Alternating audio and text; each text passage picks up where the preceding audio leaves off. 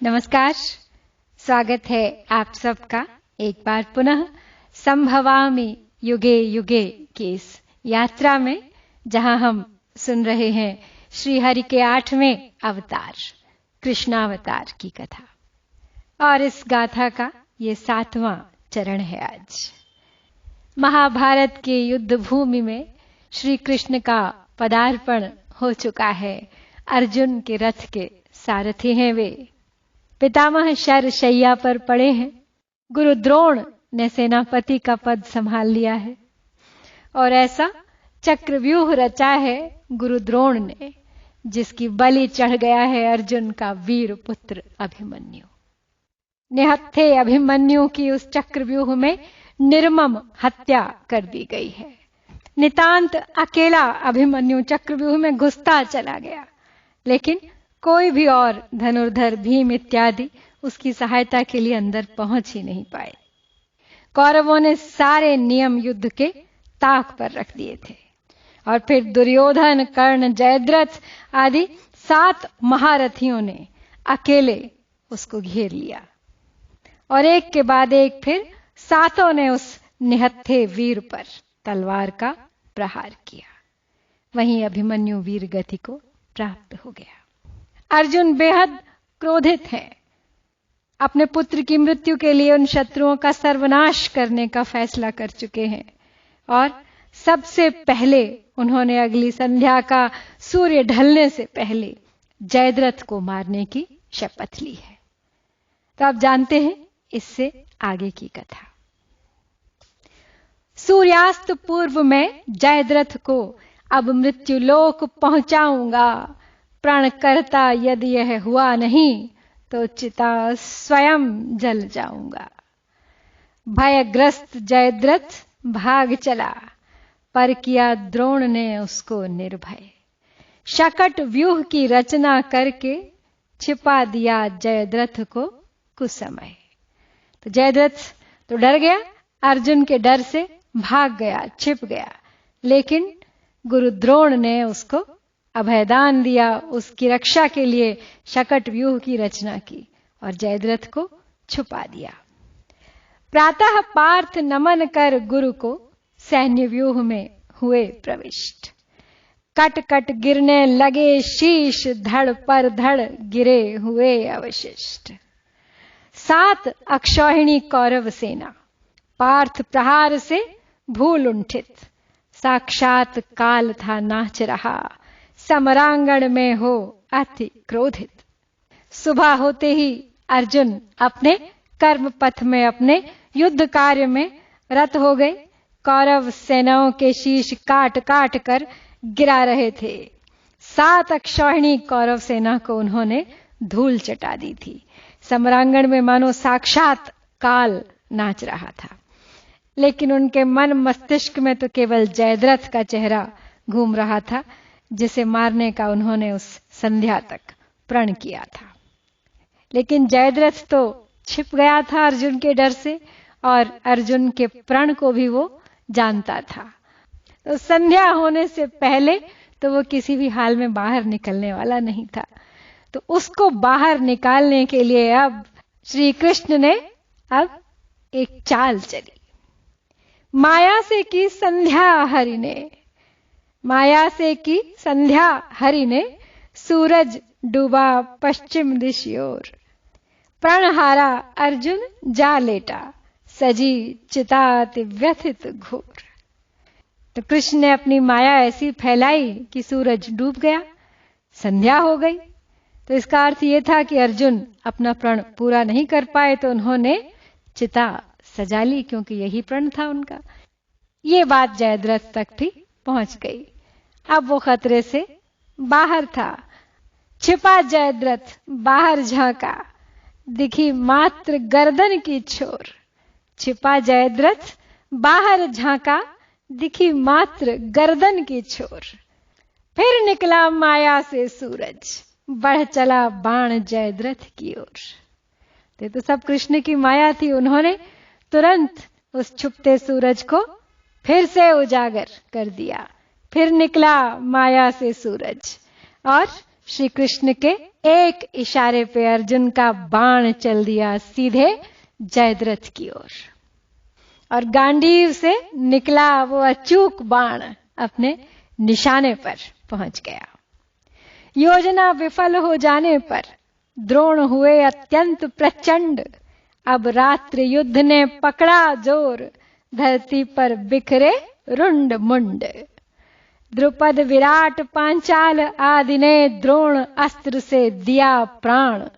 विध्वंसित हुई पांडव सेना, श्री कृष्ण युक्ति ने किया त्राण। अब जब गुरु द्रोण की योजना विफल हो गई, जयद्रथ का वध हो गया, तो वो बहुत प्रचंड हो उठे और उनके बाणों ने पांडव सेना का विध्वंस करना आरंभ कर दिया। द्रुपद विराट और पांचाल बलि चढ़ गए उन बाणों की। अब फिर समय था कि कृष्ण कोई युक्ति बताते, कोई मार्ग दिखाते पांडवों को त्राण का, गुरु द्रोण के विध्वंसक वारों से बचने का। सुन युक्ति कृष्ण की घबराए। अब कृष्ण ने कुछ ऐसी युक्ति बताई कि युधिष्ठिर पहले तो उससे सहमत नहीं हुए, बहुत घबराए। सुन युक्ति कृष्ण की घबराए, पर शेष न और उपाय देख। पहुंचे समीप गुरु के रथ के और जोर जोर से चिल्लाए। तो श्री कृष्ण के कहे अनुसार युधिष्ठिर गुरु द्रोण के पास पहुंचे और जोर जोर से चिल्लाए। अब क्या चिल्लाए? असली युक्ति तो यही है, सुनिए। अश्वत्थामा हतो, मर गया अश्वत्थामा। युधिष्ठिर चिल्लाए द्रोण के नजदीक जाकर, अश्वत्थामा हतो। अश्वत्थामा द्रोण के पुत्र थे। अश्वत्थामा हतो, मर गया अश्वत्थामा। फिर धीमे से कहा, नर नहीं कुंजर था। द्रोण हुए विक्षिप्त, सुना जब पुत्र मरण। अंतिम शब्द न सुन पाए छल के कारण। और द्रोण ने जैसे ही सुना कि अश्वत्थामा मारा गया, वो विक्षिप्त हो गए, बेहोश हो गए, गिर पड़े। लेकिन जो धीमे से युधिष्ठिर ने कहा था अंतिम शब्द, उसे वो युद्ध के कोलाहल में सुन नहीं पाए। यही कृष्ण का छल था। और धीमे से युधिष्ठिर ने कहा था, नर नहीं कुंजर था वो, अर्थात अश्वत्थामा नर नहीं बल्कि अश्वत्थामा नाम का हाथी था जो मारा गया था। द्रोण गिरे रथ से नीचे, पुत्र अंत ना सह पाए। अंतिम श्वास भरी गुरु ने, और सेनापति बन कर्ण आए।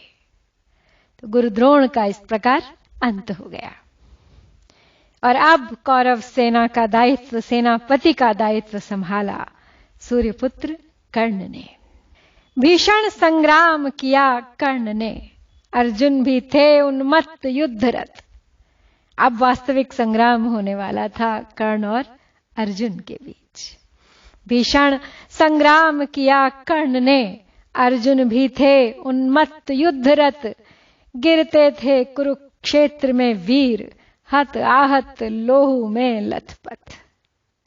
सतत रूप से भीम व्यस्त थे, कौरव दल को मृत्यु दान में। छाती चीरी हना दुशासन, अविलंब रत हुए रक्तपान में। भीम भी यहां अपनी प्रतिज्ञा पूरी कर रहे थे। उन्होंने प्रतिज्ञा की थी कि दुशासन की छाती चीर के इसका लहू पीऊंगा। उधर कर्ण के रथ का पहिया फंसा रक्त के दलदल में। युद्ध भूमि में इतना रक्त बहा था कि रक्त का दलदल बन गया था। उधर कर्ण के रथ का पहिया फंसा रक्त के दलदल में। लगा निकालने कर्ण उसे जब, रथ से उतर धरा तल में। तभी कृष्ण ने अर्जुन को ललकारा। तभी कृष्ण ने अर्जुन को ललकारा। बोले क्यों निस्पंद, बाण चलाओ।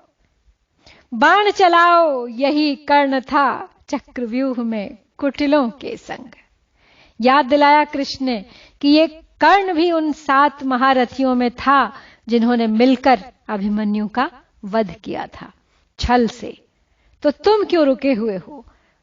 उठो अर्जुन और बाण चलाओ, यही अवसर है। क्योंकि कृष्ण जानते थे इस युद्ध में कर्ण कभी भी अर्जुन पर भारी पड़ सकता था। फिर विलंब ना किया पार्थ ने। एक बार को तो अर्जुन थोड़ा ठिठके, उनके हाथ बढ़ नहीं रहे थे आगे, तैयार नहीं थे वो इस छल के लिए। किंतु जब अभिमन्यु के साथ हुए छल की याद दिलाई कृष्ण ने, तो पल भर का भी विलंब नहीं किया अर्जुन ने। फिर विलंब ना किया पार्थ ने, छोड़ा अमोघ शर अंजलि का। छाती में सीधे धंसा तीर, कर घात कर्ण के प्राणों का। अर्जुन का छोड़ा वो अमोघ तीर अंजलि का सीधे कर्ण की छाती में धंस गया और ले गया अपने साथ प्राण पखेरु कर्ण के। कर्ण का भी वचन जो अपनी मां को दिया था उन्होंने, वो पूर्ण हो गया कि या तो मैं रहूंगा या अर्जुन। शल्य बने अब सेनापति। अब कर्ण की मृत्यु के बाद शल्य ने सेना नायक का पद संभाल लिया। शल्य तो यूं भी पांडवों के पक्षधर थे, उन्हें तो छल से दुर्योधन ने अपनी तरफ मिला लिया था। शल्य बने अब सेनापति, गांडीव ने तोड़ा सन्नाटा। शर चला शल्य धुन पर ऐसा, तक्षण प्रत्यंचा को काटा। शल्य युधिष्ठिर हाथ हते, सहदेव ने शकुनी को मारा। सहस्त्र हस्तियों सम बल से कौरव दल भीम ने संहारा। अब युद्ध पांडवों के पक्ष में होता दिखाई दे रहा था। जहां शल्य का वध हुआ युधिष्ठिर के हाथों, वहीं सहदेव ने शकुनी को मार गिराया और दूसरी ओर भीम समस्त कौरव दल के संहार में जुटे हुए थे। शेष बचे कृप कृतवर्मा, अश्वत्थामा और दुर्योधन। हो गया तुषारापात, बुझी सम्राग्नि बुझ गया कौरव मन। युद्ध अपने अंत की ओर बढ़ चला था। अब बचे थे कृपाचार्य, कृतवर्मा, अश्वत्थामा और दुर्योधन। डरे हुए दुर्योधन ने तब जा सरोवर में शरण गही। सब कहीं ढूंढते थे पांडव, छाने धरती पाताल सभी। लेकिन कब तक छुपते दुर्योधन? अंततः पता मिल गया, सब मिल पहुंचे प्रातः काल वहीं। कह उठे युधिष्ठिर, समर क्षेत्र से क्षत्रिय पलायन करते नहीं।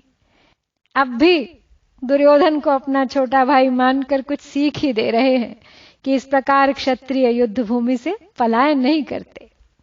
हो अगर एक भी शेष समर में, पीठ न मोड़ा करते हैं। तुम तो नायक हो, नायक भी क्या रण को छोड़ा करते हैं।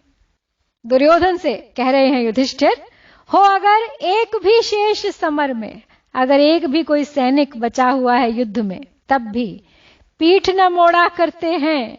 तुम तो नायक हो, नायक भी क्या रण को छोड़ा करते हैं, शोभा नहीं देता तुम्हें।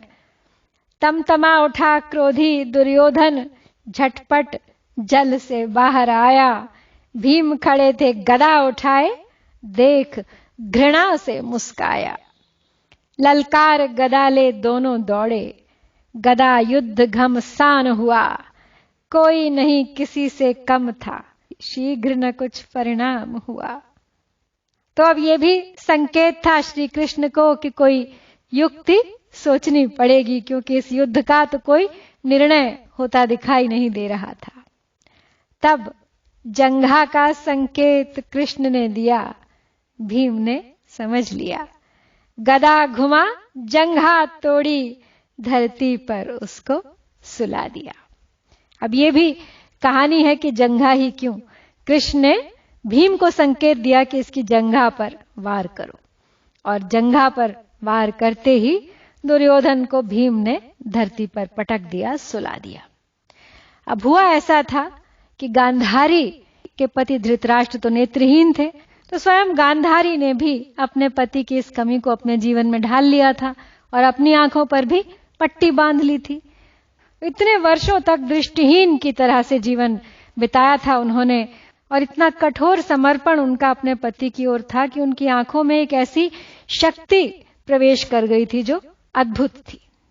और उस शक्ति के कारण जब भी वो आंखें खोलती और अपने पुत्र दुर्योधन को देखती तो उसकी देह वज्र के समान कठोर हो जाती। तो गांधारी ने अपने पुत्र को बुलाया और उससे निर्वस्त्र होकर उनके सामने आने को कहा। अब यहां भी कृष्ण ने अपनी चाल चली। श्रीहरि से क्या छुपा था, वो तो सब जानते थे। उन्होंने दुर्योधन को टोका और कहा, अपनी मां के सामने इस प्रकार नग्न होकर जाओगे। तो दुर्योधन को श्री कृष्ण की ये बात जच गई, तो उन्होंने अपनी कमर के निचले हिस्से को पत्तों से ढक लिया और गांधारी के समक्ष उपस्थित हो गए। अब जैसे ही गांधारी ने अपनी पट्टी खोली और उनकी दृष्टि दुर्योधन पर पड़ी तो उनका पूरा शरीर वज्र का हो गया, केवल उस स्थान को छोड़कर जो उन्होंने पत्तों से ढका था।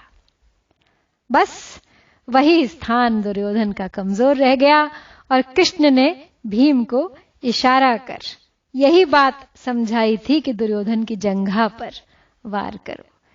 उसका पूरा शरीर वज्र का है, अन्यत्र कहीं भी वार करने से कोई असर नहीं होगा। अब जब ये देखा तो बलराम कुपित होकर बोले, यह युद्ध नहीं दुर्नीति है।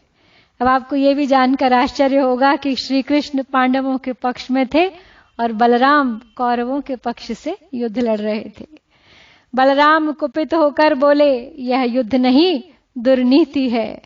श्री कृष्ण मुस्कुराए, पूछा, क्या कौरव कृत्य सुनीति है?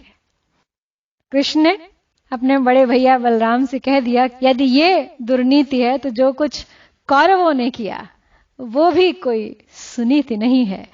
तो जैसे को तैसा का पाठ पढ़ा रहे थे श्रीहरि इस युद्ध में। घोर अंधेरी निशा काल दुर्योधन पड़ा तड़पता था। अश्वत्थामा गौतम पहुंचे और कुंठा क्रोध उमड़ता था। अश्वत्थामा बोला, पांडव विहीन यह सृष्टि करूंगा मैं। हे मित्र, तुम्हारी पीड़ा को हर लूं वह युक्त बनूंगा मैं।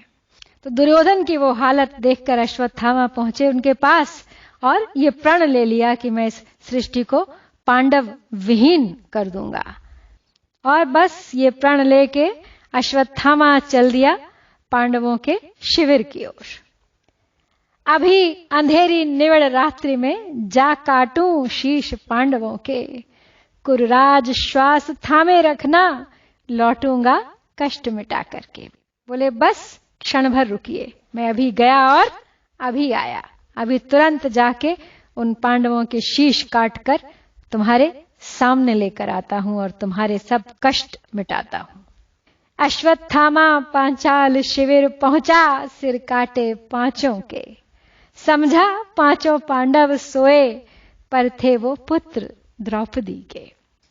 वास्तव में वे पांडव नहीं, पांडव पुत्र थे। द्रौपदी के 5 पुत्र सोए हुए थे और अश्वत्थामा ने उन्हें पांडव समझकर उनके शीश काट दिए। देख शीश पांडव पुत्रों के, दुर्योधन ने निज प्राण तजे। पुत्र बिछोह विकल पांडव, अब अश्वत्थामा को खोजे। जो ही देखा द्रोण पुत्र ने, आगे बढ़ते अर्जुन भीम। छोड़ा ब्रह्मास्त्र ब्रह्म शीर्ष, ऋषि व्यास देखते रहे दीन। अब अश्वत्थामा तो द्रोण पुत्र था, उसे भी सब शस्त्र विद्या का ज्ञान था। अर्जुन भीम को जैसे ही उसने आगे बढ़ते देखा, उसने ब्रह्मास्त्र ब्रह्म शीर्ष छोड़ दिया। किंतु कृष्ण ने ब्रह्म शीर्ष की दिशा मोड़ कर दिया पांडवों को रक्षित।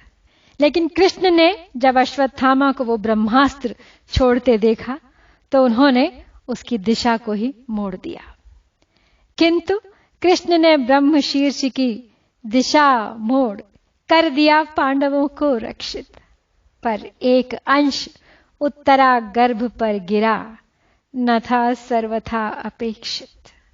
लेकिन इसका आभास कृष्ण को पहले ही हो गया था। पर मोड़ दिशा को उसकी भी, तो उन्होंने तुरंत उसकी भी दिशा को मोड़ दिया। पर मोड़ दिशा को उसकी भी उत्तरा गर्भ को बचा लिया। अश्वत्थामा को कुपित कृष्ण ने कुष्ठ रोग का श्राप दिया। अश्वत्थामा के इस कृत्य की वजह से श्री कृष्ण ने कुपित होकर उसे कुष्ठ रोग का श्राप दे दिया और अश्वत्थामा के माथे पर एक मणि थी, उसे भी निकाल लिया गया। वो घाव अश्वत्थामा का कभी भरता नहीं है। चिरंजीवियों में से एक है। आज भी कहीं कुष्ठ रोग से ग्रसित अपने माथे पर घाव लिए अपने पापों को ढोया करता है। रण चला 18 दिवसों तक, कौरव कुल पूर्ण विनाश हुआ। महाभारत का युद्ध 18 दिन चला था। रण चला 18 दिवसों तक, कौरव कुल पूर्ण विनाश हुआ। श्री कृष्ण कृपा से धर्म हुआ विजयी, अधर्म का नाश हुआ। लेकिन कौरवों की माता गांधारी जीवित थी और कृष्ण को कारण मानती थी अपने पुत्रों की मृत्यु का। तो श्राप दे दिया गांधारी ने कृष्ण को। दिया श्राप गांधारी ने, यदुवंश कृष्ण का शापित था। 36 वर्ष में मिट जाएगा यदुवंशी, यह निश्चित था। श्राप दे दिया गांधारी ने कि 36 वर्ष बाद ना यह वंश होगा और ना रहेंगे कृष्ण। तकते थे शून्य निष्पलक, शरशैया पर पड़े पितामह। देह त्याग की इच्छा थी जब चले दिवाकर उत्तरायण। द्रवित हुए श्री कृष्ण और पांडव तब देख भीष्म काया। भीष्म की वो दशा देखकर श्री कृष्ण और पांडव सब द्रवित हो उठे। बस मन ही मन चाह रहे थे कि कष्ट मुक्त हो मृत्यु पितामह की दिव्य दृष्टि से सहलाया। करबद्ध रुंधित मन थे पांडव, करबद्ध रुंधित मन थे पांडव। घड़ी विदा की थी समक्ष, आशीष पितामह देते थे। पुरुषार्थ धर्म नीति और लक्ष्य, दिव्य ज्योति बन प्राण निसृत हो चले ब्रह्मलोक की ओर। पांडव लौटे हस्तिनापुर को, राज तिलक हो ज्येष्ठ पांडु का। हस्तिनापुर आई शुभ भोर। युद्ध का अंत हो गया। भीष्म पितामह ने भी अपने प्राण अपनी इच्छा से त्याग दिए और अब समय था कि पांडव लौटते हस्तिनापुर और होता राज तिलक ज्येष्ठ पांडु युधिष्ठिर का। पुत्र शोक संतप्त उदास धृतराष्ट्र रहा करते थे। राज सुख ऐश्वर्य भोग सब अब निस्सार लगा करते थे। धृतराष्ट्र और गांधारी का तो संसार ही मानो नष्ट हो चुका था। ऐश्वर्य त्याग हस्तिनापुर का देकर दायित्व युधिष्ठिर को, वन और चले गांधारी संग। ले साथ विदुर कुंती और संजय को। तपश्चर्यारत समय बीतता, ज्ञान धर्म की वार्ताएं। पश्चाताप अग्नि में जलकर भस्म हुई सब इच्छाएं। ज्ञान योग से विदुर ने किया निज पार्थिव शरीर का त्याग। कुंती गांधारी संग धृतराष्ट्र दावानल में जल हुए राख। अब विदुर ने तो ज्ञान योग से स्वयं अपने शरीर का त्याग कर दिया। धृतराष्ट्र कुंती और गांधारी वन की अग्नि में दावानल में जलकर राख हो गए। संजय जीवित रहे शेष बस, लौट हस्तिनापुर आए। मृतकों का श्राद्ध पांडवों द्वारा हुआ, धर्म कृत्य छाए। अब संजय जो जीवित बचे वो लौट आए हस्तिनापुर और मृतकों का श्राद्ध कराया पांडवों के द्वारा। सब धर्म कृत्यों का पालन होने लगा। अधर्म का नाश हुआ, धर्म विजयी हुआ। श्री कृष्ण के अवतरण का प्रयोजन सफल हुआ। अब गांधारी के अभिशाप की बारी थी जो उन्होंने कृष्ण को दिया था। गांधारी का अभिशाप हुआ, एक लौह मूसल बन पूर्ण। डरे वृष्णि यदुवंशी, सबको किया पीस पीस कर चूर्ण। एक लोहे का मूसल जिसने सबको पीस पीस कर चूर्ण कर दिया समुद्र में।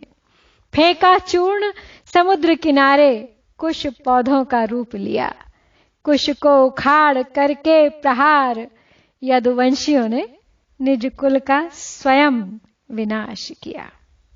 एक कथा के अनुसार सांब के पेट से, सांब श्री कृष्ण के पुत्र थे, तो सांब के पेट से निकले मूसल को जब भगवान श्री कृष्ण की आज्ञा से रगड़ा गया तो उसके चूर्ण को इसी तीर्थ के तट पर फेंका गया, द्वारका, जिससे उत्पन्न हुई झाड़ियों को यादवों ने एक दूसरे को मारना शुरू कर दिया था। तो ऋषियों के श्राप से उत्पन्न हुई इन्हीं झाड़ियों ने तीक्ष्ण अस्त्र शस्त्रों का काम किया और सारे प्रमुख यदुवंशियों का यहां पर विनाश हो गया। तो महाभारत के मौसल पर्व में इस युद्ध का बड़ा ही रोमांचकारी विवरण है और सारे यादव कहते हैं कि इस गृह युद्ध में मारे गए, स्वयं ही अपने कुल का विनाश कर लिया। तो गांधारी का अभिशाप हुआ, एक लौह मौसल बन पूर्ण, डरे वृष्णि यदुवंशी सबको किया पीस पीस कर चूर्ण, फेंका चूर्ण समुद्र किनारे, कुछ पौधों का रूप लिया, कुछ को उखाड़ करके प्रहार, निज कुल का स्वयं विनाश किया। इस प्रकार हो गया यदुवंशियों का विनाश। और अब जानते हैं कि किस प्रकार पहुंचे बलराम और कृष्ण अपने अंत की ओर। बलराम गए पाताल लोक और जाकर हुए आत्म तल्लीन, श्री कृष्ण वहीं नीरव वन में तरवर नीचे थे निद्रा लीन। श्री कृष्ण जंगल में लेटे हुए थे एक पेड़ के नीचे निद्रालीन, पदनख नीलाभ नयन जैसे झाड़ी के पार चमकते थे, एक बूढ़ा व्याध शिकार खोजता आया, कृष्ण जहां सोते थे। तो कृष्ण सो रहे थे तो उनके पैर का नाखून नीली आभा लिए एक नयन जैसा चमक रहा था और दूर व्याध जो देख रहा था उसे ऐसा प्रतीत हो रहा था मानो झाड़ी के पार कोई हिरण छुपा हो। दूर से चमकता नख देखा, वन मृग के नयन समझ बैठा, छोड़ा एक बाणा कर्ण तान, जो श्री हरि का तन हर बैठा। कितना असंभव सा लगता है कि श्री हरि की मृत्यु, जो समग्र विश्व के ईश्वर हैं, एक शिकारी के बाण से हो गई। कृष्णावतार की यात्रा समाप्त कर ली थी श्री हरि ने और उनके पुनः विष्णुलोक में पहुंचने का समय आ गया था। महाकाल का पहिया घूमा, द्वापर युग ने निश्वास लिया, कृष्णावतार के जाते ही कलयुग ने धर आकार लिया। यूं तो कलयुग की पदचाप महाभारत के युद्ध के समय ही सुनाई दे गई थी। बस द्वापर युग का जाना था और कलयुग का आना। और अब बारी थी पांडवों के अंत की और अंतिम समय में बुला लिया हिमालय ने उनको अपने पास। अनुजों और संग द्रौपदी के चल दिए हिमालय और युधिष्ठिर, पूर्ण काम सब पांडव भ्राता, हुए समाहित जाकर हिमगिरी। अपने अपने चारित्रिक गुण से मृत्यु काल सबका आया, पतियों के प्रति अनुराग भेद ने प्रथम द्रौपदी को ढाया। तो सब ने अपने अपने चरित्र के गुणों के कारण अपनी अपनी मृत्यु को पाया, लेकिन सबसे पहले मृत्यु ने अपनाया द्रौपदी को और कारण था उनका अपने पतियों के प्रति अनुराग भेद। सबसे अधिक प्रेम वो भीम से करती थी। निज बुद्धि गर्व सहदेव का, सौंदर्यासक्ति भ्रात नकुल की, अभिमान शौर्य वीरत्व पार्थ का, अति भोजन बना नियति भीम की। अपनी बुद्धि पर बहुत गर्व था सहदेव को और अपने सौंदर्य पर स्वयं ही आसक्त थे नकुल। अपने शौर्य का, अपने वीरत्व का अभिमान था पार्थ को, अर्जुन को, और भीम को भोजन से अधिक किसी और चीज से प्रेम नहीं था। बस यही कारण बन गए उनकी इस नियति के, उनकी मृत्यु के।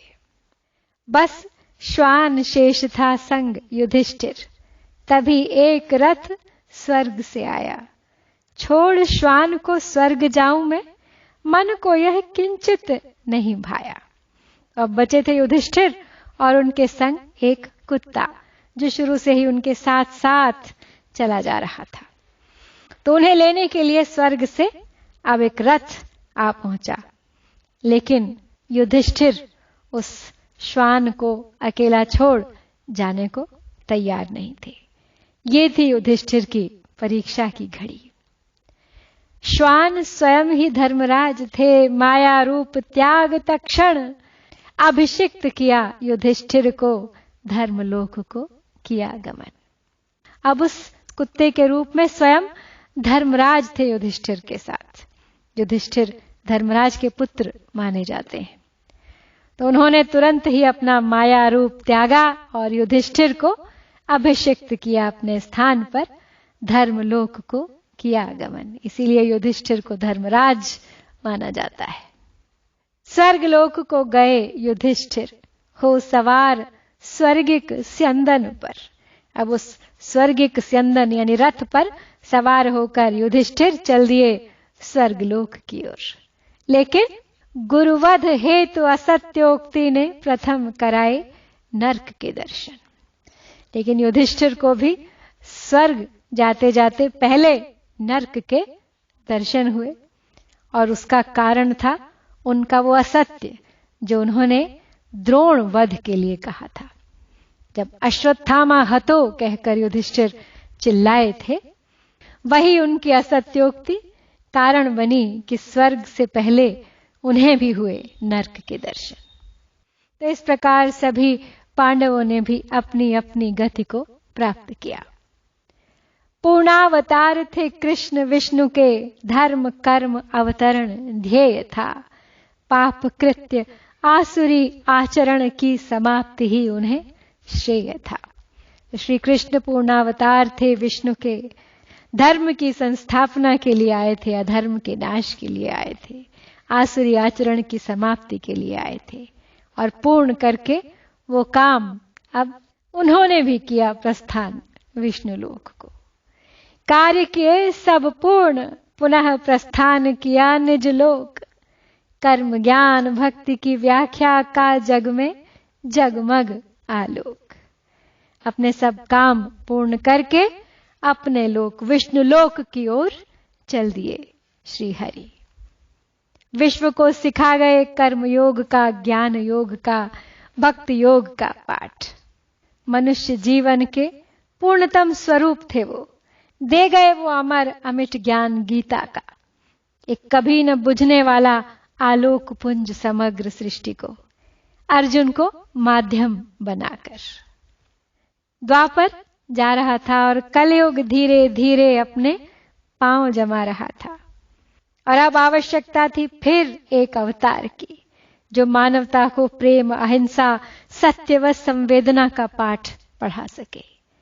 महाभारत के युद्ध में जो अति हुई थी हिंसा की, और कलयुग तो उससे भी घोर होने वाला था, किंतु कलयुग के रहते किसी ने मानवता को अहिंसा का पाठ पढ़ाया, शांति का पाठ पढ़ाया, प्रेम का धैर्य का पाठ पढ़ाया। यदि कोई ये संभव कर पाया तो वह अवतार नहीं तो और क्या है। तो अगला अवतार है बुद्धावतार। शीघ्र लौटूंगी भगवान बुद्ध के अवतार की कथा लेकर।